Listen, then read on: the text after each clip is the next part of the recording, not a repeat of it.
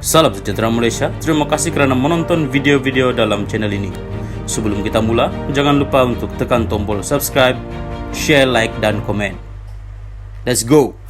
Salam sejahtera dan selamat malam kepada seluruh rakyat Malaysia. Berita panas malam ini dipetik dari Malaysia Kini bertajuk Papagomo diarah bela diri cederakan Syed Siddiq, hina kau bodoh. Berita penuh. Mahkamah Magistrate di Kajang hari ini memerintahkan bekas Exco Pemuda UMNO, Papagomo atau nama sebenarnya Wan Muhammad Azri Wan Deris, membela diri atas pertuduhan mencederakan ahli Parlimen Muar, Syed Siddiq Syed Abdul Rahman 4 tahun lepas. Magistrate Muhammad Noor Firdaus Rosli membuat keputusan itu selepas mendapati pihak pendakwaan berjaya membuktikan kes prima facie terhadap Wan Muhammad Azri 40. Mahkamah berpendapat pihak pendakwaan berjaya membuktikan elemen terhadap pertuduhan mencederakan Syed Siddiq. Oleh itu, mahkamah memerintahkan tertuduh Wan Muhammad Azri membela diri atas pertuduhan tersebut, katanya.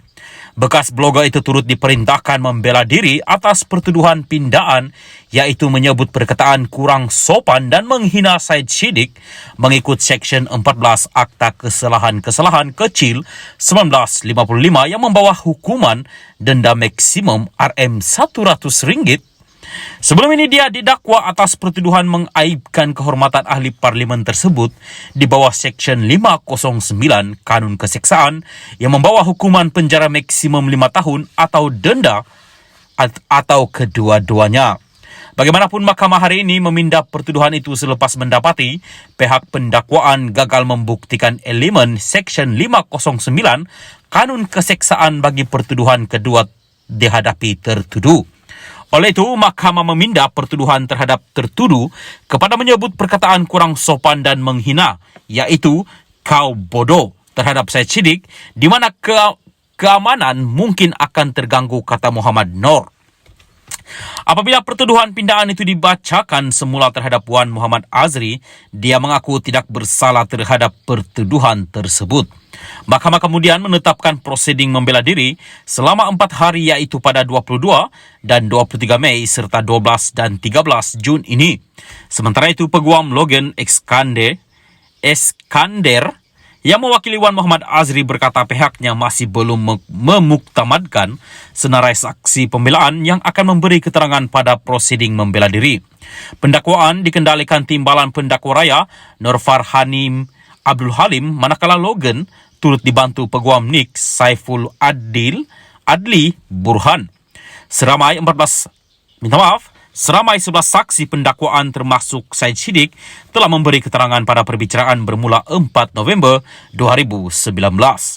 Wan Muhammad Azri menghadapi pertuduhan menyebut perkataan kurang sopan dan menghina iaitu kau bodoh terhadap Syed Siddiq, di mana keamanan mungkin terganggu di tepi jalan persiaran impian perdana Saujana Impian di Kuala Lumpur pada 11.05 pagi 16 Februari 2019.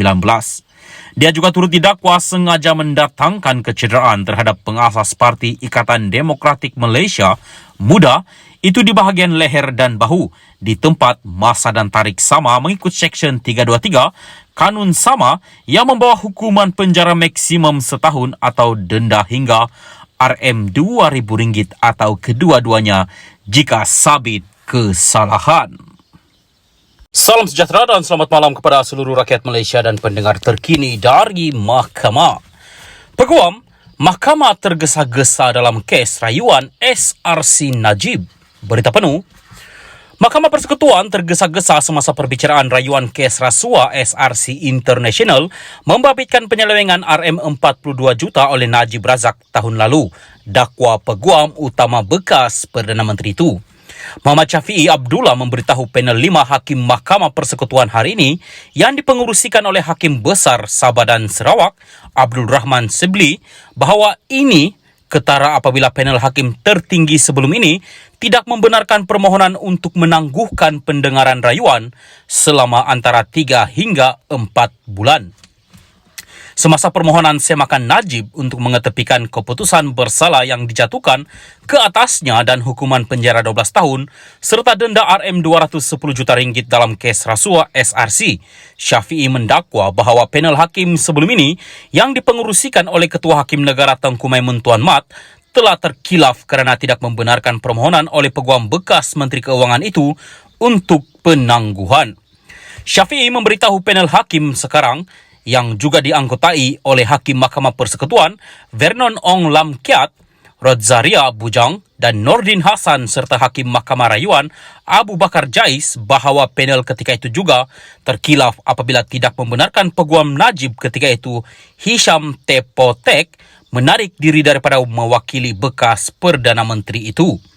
Syafiee berhujah bahawa Hisham terpaksa menarik diri kerana dia tidak bersedia untuk mengendalikan rayuan kes SRC selepas panel hakim sebelum ini menolak permohonan penangguhan.